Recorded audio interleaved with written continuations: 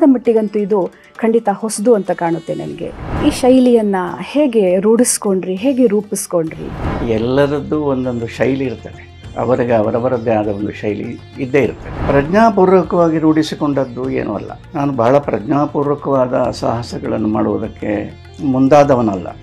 ಯಾವುದನ್ನು ಅಧಿಕರಿಸಿ ನಾವು ಮಾತಾಡ್ತೇವೋ ಅಂತ ಗ್ರಂಥಗಳು, ಜನರು ಯಾವುದನ್ನು ಬಯಸ್ತಾರೋ ಅದನ್ನು ಕೊಟ್ಟದ್ದಲ್ಲ. ಭಗವದ್ಗೀತೆಯನ್ನು ಅರ್ಜುನನಿಗೆ ಕೃಷ್ಣ ಹೇಳಿದ. ಅರ್ಜುನನಿಗೆ ಕುರುಕ್ಷೇತ್ರದ ಪ್ರಾರಂಭದಲ್ಲಿ ಬಹಳ ದುಃಖ ಬಂದಿತ್ತು. ಅರ್ಜುನ ವಿಷಾದ ಅಂತ. ಅವರವರೆಲ್ಲ 18 ಅಕ್ಷೋಹಿಣಿ ಸೇನೆಯಲ್ಲಿ ಉಳಿದವರು 10 ಮಂದಿ ಎಲ್ಲರೂ ಸತ್ತಿದ್ದಾರೆ. ಕೌರವ ಸೈನ್ಯವು ಸತ್ತಿದೆ, ಪಾಂಡವ ಸೈನ್ಯವು ಸತ್ತಿದೆ. ಅರ್ಜುನ ಕೃಷ್ಣನ ಹತ್ರ ಕೇಳ್ತಾನೆ, ಕುರುಕ್ಷೇತ್ರದಲ್ಲಿ ನನಗೆ ಮೊದಲನೇ ಯುದ್ಧ ಪ್ರಾರಂಭದಲ್ಲಿ ವಿಷಾದವನ್ನು ನೀನು ಕಳೆದಿದ್ದಿ. ನಾನು ಈಗಲೂ ನಿನ್ನ ಭಕ್ತನೇ ಹೌದು, ನೀನು ಹೇಳಿದ್ದನ್ನೆಲ್ಲ ಕೇಳ್ತೇನೆ ನಾನು. ಆದರೆ ಈಗ ಏನು ಸಮಸ್ಯೆ ಇಲ್ಲ, ಈಗ ನೀನು ದಯಮಾಡಿ ಅದನ್ನು ಹೇಳಬೇಕು, ನಾನು ಮರೆತದ್ದನ್ನು ಕ್ಷಮಿಸಬೇಕು. ಭೀಷ್ಮನನ್ನು ಏನು ಮಾಡಬೇಕು, ದ್ರೋಣನ ಏನು ಮಾಡಬೇಕು, ಹೇಗೆ ಯುದ್ಧ ಮಾಡಲಿ, ಗುರು ಅಲ್ವಾ. ನಿಜವಾದ ದುಃಖ ಉಂಟಾಗದೆ ಇದ್ದರೆ ನನಗೆ ಮಾತಾಡುವ ಸ್ಫೂರ್ತಿ ಇಲ್ಲ. ಸುಮ್ಮನೆ ಮಾತಾಡುವ ಜನ ನಾನಲ್ಲ. ಈಗ ದುಃಖ ಇಲ್ಲ ನನಗೆ, ಈಗ ಮಾತಾಡು ಅಂತ ಹೇಳ್ತೀಯಲ್ಲ, ಇದು ಬುದ್ಧಿಗೇಡಿತನವೇ, ಇದು ಪರಮಾವಧಿ, ಇದು ನಿನಗೆ ಅರ್ಥವೇ ಆಗಲಿಲ್ಲ. ಸತ್ಯದ ಮಾತು ಹೊರಗೆ ಬರಬೇಕಾದ್ರೆ ದುಃಖ ಇರಬೇಕು, ನಿಜವಾದ ವಿಷಾದ. ನಮಸ್ಕಾರ.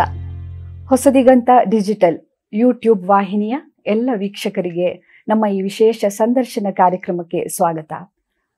ನಾವಿವತ್ತು ನಿಜಕ್ಕೂ ಒಬ್ಬ ವಿಶೇಷ ವ್ಯಕ್ತಿಯನ್ನ ಮಾತಾಡಿಸ್ಲಿಕ್ಕಿದ್ದೇವೆ. ವಾಗರ್ಥದ ವಿವೇಕ ಅಂದರೆ ಮಾತಿನ ವಿವೇಕ ಅಂತಲೇ ಹೆಸರಾಗಿರುವ ನಮ್ಮ ನಡುವೆ ಇರುವ ಒಬ್ಬ ಅಪರೂಪದ ಜೀವ, ಅಪರೂಪದ ವ್ಯಕ್ತಿ ಲಕ್ಷ್ಮೀಶ್ ತೊಳ್ಪಾಡಿಯವರನ್ನ ಮಾತಾಡಿಸ್ತಾ ಇದ್ದೇವೆ. ತೊಳ್ಪಾಡಿಯವರ ಯಾವುದೇ ರೀತಿಯ ಒಂದು ಪರಿಚಯವನ್ನ ನಾನು ಮಾಡುವ ದುಸ್ಸಾಹಸವನ್ನ ಮಾಡಲಾರೆ. ಲಕ್ಷ್ಮೀಶ್ ತೊಳ್ಪಾಡಿ ಅಂತ ಹೇಳಿದ್ರೆ ಸಾಕು ಅನ್ಸುತ್ತೆ. ನೇರವಾಗಿ ಅವರನ್ನ ಮಾತಾಡ್ಸೋಣ. ನಮಸ್ಕಾರ ಸರ್. ನಮಸ್ತೆ. ನಮ್ಮ ಕಾರ್ಯಕ್ರಮಕ್ಕೆ ಅಕ್ಕರೆಯ ಸ್ವಾಗತ. ನಮಸ್ತೆ. 100 ವರ್ಷಗಳ ಕಾಲ ಅಥವಾ ಇನ್ನೂ ಹೆಚ್ಚು ನಮ್ಮ ಪರಂಪರೆಯಲ್ಲಿ ಏನಿದೆ, ಉಪನ್ಯಾಸಗಳನ್ನ ಕೇಳ್ಕೊಂಡೇ ಬಂದಿದ್ದೇವೆ. ಶ್ರವಣ ಪರಂಪರೆ ಒಂದು ಅರ್ಥದಲ್ಲಿ ನಮ್ಮದು. ಕಿವಿಗೆ ಬಿದ್ದು ಮೌಖಿಕವಾದ ಸಾಹಿತ್ಯದಿಂದ ಕೇಳ್ಕೊಂಡೇ ಬೆಳೆದವರು. ಈಗಲೂ ಸಾಕಷ್ಟು ಪ್ರವಚನ ಕೊಡೋರನ್ನ ಕೇಳ್ತೀವಿ. ನೀವು ಸಾಕಷ್ಟು ಪ್ರವಚನಗಳನ್ನ ಮಾಡ್ಕೊಂಡೇ ಬಂದಿದ್ದೀರಿ. ಆದರೆ ನಿಮ್ಮ ಪ್ರವಚನದಲ್ಲಿ ಒಂದು ವಿನೂತನವಾದ ಶೈಲಿಯನ್ನ ನಾವೆಲ್ಲರೂ ಗಮನಿಸಿದ್ದೀವಿ. ಕತೆ ಹೇಳದ, ಆದರೆ ಅದರಲ್ಲಿ ಕತೆ ಇರುವ, ಸಂದೇಶ ಕೊಡದ, ಆದರೆ ಅದರಲ್ಲಿ ಸಂದೇಶ ಹುದುಗಿಸಿ ಒಂದು ಉಪದೇಶ ಮಾಡದ ಒಂದು ವಿನೂತನವಾದ ಶೈಲಿ. ಕನ್ನಡದ ಮಟ್ಟಿಗಂತೂ ಇದು ಖಂಡಿತ ಹೊಸದು ಅಂತ ಕಾಣುತ್ತೆ ನನಗೆ.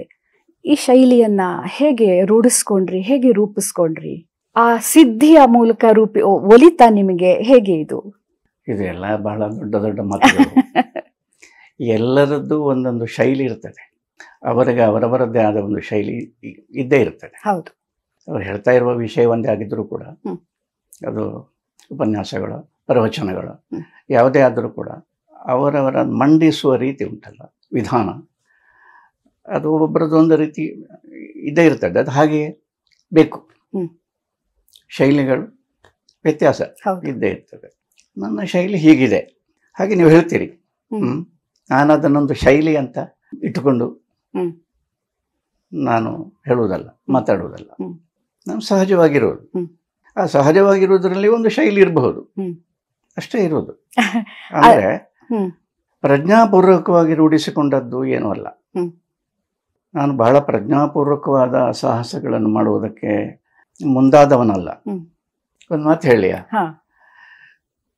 ಈಗ ನಮ್ಮ ಯಾವುದನ್ನು ಅಧಿಕರಿಸಿ ನಾವು ಮಾತಾಡ್ತೇವೋ ಅಂತ ಗ್ರಂಥಗಳು, ಜನರು ಯಾವುದನ್ನು ಬಯಸ್ತಾರೋ ಅದನ್ನು ಕೊಟ್ಟದ್ದಲ್ಲ.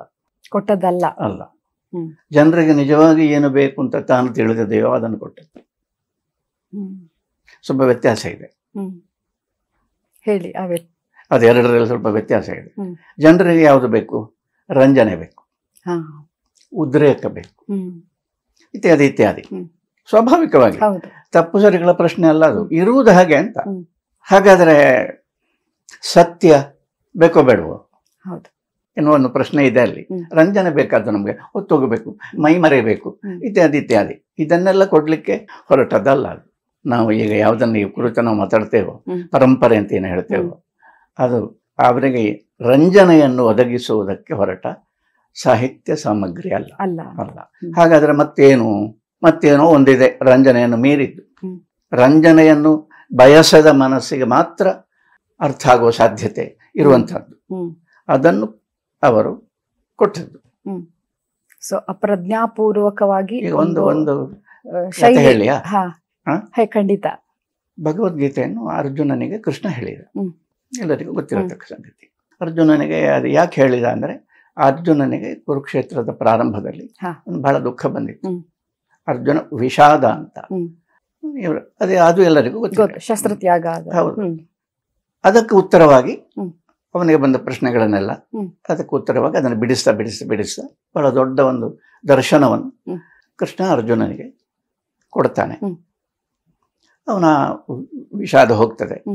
ಅವನು ಕುರುಕ್ಷೇತ್ರಕ್ಕೆ ಯಾಕೋಸ್ಕರ ಬಂದಿದ್ದಾನೆ ಅದನ್ನು ಅವನು ನೆರವೇರಿಸ್ತಾನೆ. ಸರಿ, ಇದು ಆಯ್ತಾ.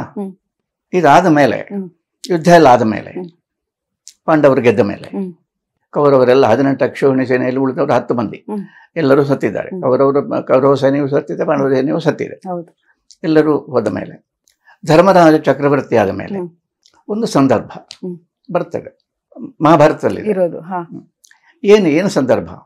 ಅರ್ಜುನ ಕೃಷ್ಣ ಮತ್ತು ಅರ್ಜುನ ಇಬ್ಬರು ಮಾತಾಡ್ತಾ ಇದ್ದಾರೆ ಅರಮನೆಯಲ್ಲಿ. ಅರ್ಜುನ ಕೃಷ್ಣನ ಹತ್ರ ಕೇಳ್ತಾನೆ, ಕುರುಕ್ಷೇತ್ರದಲ್ಲಿ ನನಗೆ ಮೊದಲನೇ ಯುದ್ಧ ಪ್ರಾರಂಭದಲ್ಲಿ ಒಂದು ವಿಷಾದವನ್ನು ನೀನು ಕಳೆದಿದ್ದಿ, ಅದ್ಭುತವಾದ ಮಾತುಗಳನ್ನೆಲ್ಲ ಆಡಿ, ಅದರ ರೋಮಾಂಚನ ನನಗೆ ಮರೆತಿಲ್ಲ, ಅದು ನನಗೆ ಗೊತ್ತಿದೆ, ಅದೆಲ್ಲ ಈಗಲೂ ಇದೆ. ಅದನ್ನು ನೀನು ಹೇಳುವುದೆಲ್ಲ ಮರೆತು ಹೋಗಿದೆ. ನೀನು ಏನು ಹೇಳಿದಿ ಅದು ನನಗೆ ಮರೆತು ಹೋಗಿದೆ, ಮರಿಬಾರದಿತ್ತು. ಈ ಮಾತು ಹೇಳ್ತಾನೆ. ಮರಿಬಾರದಿತ್ತು ಎನ್ನುವುದು ಗೊತ್ತಿದೆ, ಆದರೆ ಮರೆತು ಹೋಗಿದೆ. ಮನುಷ್ಯ ಅಲ್ವ, ನರ ಅಲ್ವ, ಮರೆತು ಹೋಗಿದೆ. ಇನ್ನೊಮ್ಮೆ ಹೇಳು ಅಂತ. ಯಾಕೆ ಅಂದ್ರೆ ಈಗೇನು ಸಮಸ್ಯೆ ಇಲ್ಲ. ನಾನು ಹೇಳಿದ್ ಗೊತ್ತಾಯ್ತಾ? ಈಗ ಏನ್ ಪ್ರಾಬ್ಲಮ್ ಇಲ್ಲ, ಎಲ್ಲ ಆಯ್ತಲ್ಲ. ಏನೆಲ್ಲ ಮಾಡ್ಬೇಕು ಅದೆಲ್ಲ ಆಯ್ತಲ್ಲ. ನಾವೊಂದು ಉದ್ದೇಶ ಎಲ್ಲ ಆಯ್ತಲ್ಲ. ನಮ್ಮ ಅಣ್ಣ ಚಕ್ರವರ್ತಿಯಾಗಿ ಆಯ್ತಲ್ಲ. ಏನು ಸಮಸ್ಯೆ ಇಲ್ಲ, ಶತ್ರುಗಳೇ ಇಲ್ಲ. ಈಗ ಹೇಳುವುದಕ್ಕೆ ಏನೂ ತೊಂದರೆ ಇಲ್ಲ. ಎಷ್ಟು ಮಾತಾಡ್ಬೋದು, ಕೇಳ್ತೇನೆ ನಾನು ಈಗಲೂ ನಿನ್ನ ಭಕ್ತನೇ ಹೌದು. ನೀನು ಹೇಳಿದ್ದನ್ನೆಲ್ಲ ಕೇಳ್ತೇನೆ ನಾನು. ಅದರಿಂದ ಈಗ ಏನು ಸಮಸ್ಯೆ ಇಲ್ಲ. ಈಗ ನೀನು ದಯಮಾಡಿ ಅದನ್ನು ಹೇಳಬೇಕು, ನಾನು ಮರೆತದ್ದನ್ನು ಕ್ಷಮಿಸಬೇಕು, ಇದೆಲ್ಲ ಹೇಳಿ. ಕೃಷ್ಣನಿಗೆ ಸಿಟ್ಟು ಬರ್ತದೆ. ಬುದ್ಧಿಗೇಡಿ ಅಂತ, ನೀನು ಬುದ್ಧಿಗೇಡಿ, ದುರ್ಮೇಧ ಅಂತ. ಏನು? ಮೊದಲನೇದಾಗಿ ಮರಿಬಾರದಿತ್ತು. ಹೋಗ್ಲಿ, ನರ ಮರೆತಿದ್ದಿ, ಆಯ್ತು, ಓಕೆ. ಇನ್ನೊಮ್ಮೆ ಹೇಳುದು ಹೇಳ್ತೀಯಲ್ಲ, ಇದು ಬುದ್ಧಿಗೇಡಿತನದ ಹೌದೌದು. ಏನಂದ್ರೆ ಈಗ ನನಗೆ ಸ್ಫೂರ್ತಿಯೇ ಇಲ್ಲ ಹೇಳಿಕೆ, ಬಹಳ ಮಾರ್ಮಿಕವಾದ ಮಾತದು. ಈಗ ನೀನು ಹೇಳ್ತೀಯಲ್ಲ, ಏನು ಸಮಸ್ಯೆ ಇಲ್ಲ. ಈಗ ಯುದ್ಧ ಏನು ಮಾಡಬೇಕು, ಅವರನ್ನು ಏನು ಮಾಡಬೇಕು, ಭೀಷ್ಮನನ್ನು ಏನು ಮಾಡಬೇಕು, ದ್ರೋಣನ ಏನು ಮಾಡಬೇಕು, ಹೇಗೆ ಯುದ್ಧ ಮಾಡಲಿ, ಗುರು ಅಲ್ವಾ. ಈ ಯಾವ ಸಮಸ್ಯೆಯೂ ಇಲ್ವಲ್ಲ, ದ್ವಂದ್ವವೇ ಇಲ್ವಲ್ಲ. ಈಗ ಹೇಳು ಅಂತ ಹೇಳ್ತೀಯಲ್ಲ, ನಿನಗೆ ಅರ್ಥವೇ ಆಗಲಿಲ್ಲ, ನಾನು ಅರ್ಥ ಆಗಲಿಲ್ಲ ಅಂತ. ನಿನಗೆ ನಾನು ಅರ್ಥ ಆಗಲಿಲ್ಲ. ಯಾಕೆಂದರೆ ನಿನಗೆ ನಿಜವಾದ ದುಃಖ ಉಂಟಾಗದೆ ಇದ್ದರೆ ನನಗೆ ಮಾತಾಡುವ ಸ್ಫೂರ್ತಿ ಇಲ್ಲ. ಸುಮ್ಮನೆ ಮಾತಾಡುವ ಜನ ನಾನಲ್ಲ. ಮಾತಿಗೋಸ್ಕರ ಮಾತಲ್ಲ, ಮಾತಿನ ರಂಜನೆ ಅಲ್ಲ. ನನ್ನಲ್ಲಿ ಮಾತು ಹುಟ್ಟಬೇಕಾಗಿದ್ರೆ, ನಾನು ಮಾತಾಡಬೇಕಾಗಿದ್ರೆ ನಿನಗೆ ದುಃಖ ಬೇಕಂದ್ರೆ ನೀನು ದುಃಖಿ ಆಗ್ಬೇಕು ಅಂತ ಅರ್ಥ ಅಲ್ಲ. ಅದಕ್ಕೆ ನಿನ್ನ ದುಃಖ ಕಳಿಲಿಕ್ಕೆ, ನಿನ್ನ ದುಃಖಕ್ಕೆ ಸ್ಪಂದಿಸಿ ನನ್ನಲ್ಲಿ ಉಂಟಾಗತಕ್ಕ ದರ್ಶನ ಅದು. ನಿನಗೆ ದುಃಖ ಇಲ್ಲ, ಓಕೆ, ನೀರು ಸಂತೋಷ. ಈಗ ದುಃಖ ಇಲ್ಲ ನನಗೆ, ಈಗ ಮಾತಾಡು ಅಂತ ಹೇಳ್ತೀಯಲ್ಲ, ಇದು ಬುದ್ಧಿಗೇಡಿತನದ, ಇದು ಪರಮಾವಧಿ, ಇದು ನಿನಗೆ ಅರ್ಥವೇ ಆಗಲಿಲ್ಲ. ಇದು ಬಹಳ ಮಾರ್ಮಿಕವಾದದ್ದು. ಅಂದ್ರೆ ದೇವರು ಮಾತಾಡ್ಲಿಕ್ಕೆ, ದೇವರು ಅಂತ ಇಟ್ಟುಕೊಂಡ್ರೆ ಎಂಥದೇ ಆದ್ರೂ ಸತ್ಯದ ಮಾತು ಅಂತ ಇಟ್ಟುಕೊಳ್ಳಿ. ಸತ್ಯದ ಮಾತು ಹೊರಗೆ ಬರಬೇಕಾದ್ರೆ ಏನಾಗ್ಬೇಕು? ದುಃಖ ಇರಬೇಕು. ನಿಜವಾದ ವಿಷಾದ, ನಿಜವಾದ ಸಮಸ್ಯೆ, ಉಂಟು ಮಾಡಿಕೊಂಡ ಸಮಸ್ಯೆ ಅಲ್ಲ, ಬುದ್ಧಿಪೂರ್ವಕವಾಗಿ ಉಂಟು ಮಾಡಿಕೊಂಡ ಸಮಸ್ಯೆಯ ಅಭಿನಯ ಅಲ್ಲ, ಸಮಸ್ಯೆಯ ನಟನೆ ಅಲ್ಲ. ಅದು ನಿಜವಾದ ಸಮಸ್ಯೆ. ಏನು ಮಾಡಲಿ ಅಂತ, ನಾನು ಸಾಯ್ತೇನೆ ಅಂತ ಹೇಳ್ತಾನಲ್ಲ ಅರ್ಜುನ.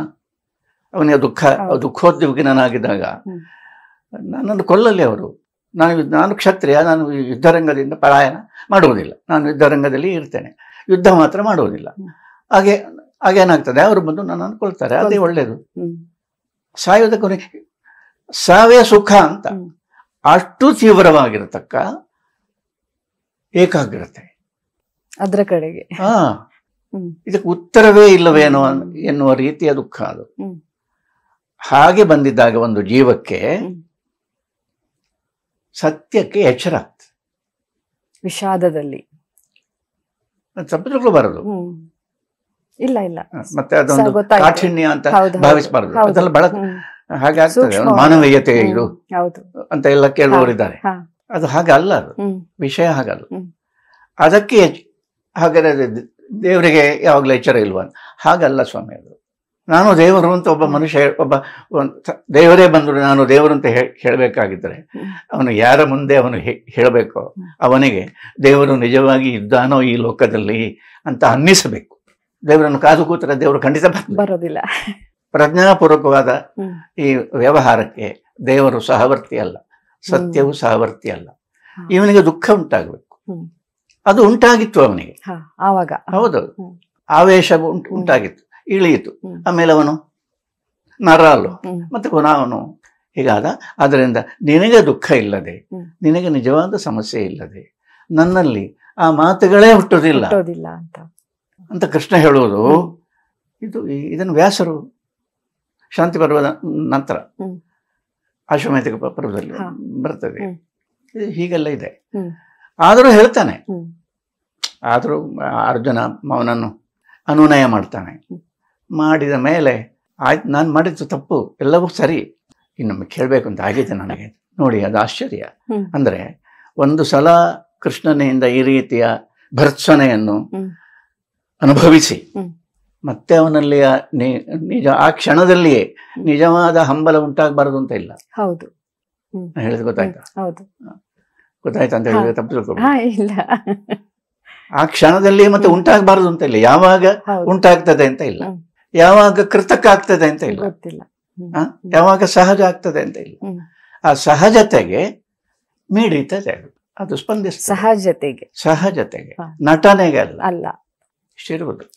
ಆದದ್ರಿಂದ ಇಂಥ ಗ್ರಂಥಗಳನ್ನು ಹೇಳುವಾಗ ಇದು ನೆನಪಿದ್ದರೆ ಉಪನ್ಯಾಸದ ಯಾವಾಗಲೇ ಆದರೂ ಬದಲಾಗ್ತದೆ, ಶೈಲಿ ಬದಲಾಗುವ ಸಾಧ್ಯತೆ ಇದೆ ಅಂತ ನಾನು ಹೇಳುವ, ಇಲ್ಲಿ ಕೇಳುವವರೆಲ್ಲ ಇದ್ದಾರೆ.